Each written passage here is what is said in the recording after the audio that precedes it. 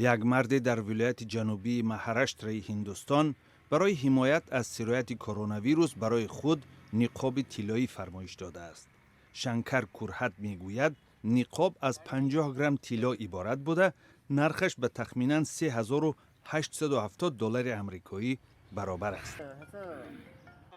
برای نفسکشی مناسب نقاب سوراخ‌های خردی دارد. روز 3 ایول کورهت نقابش را بر روزنامه‌نگاران نمایش داد.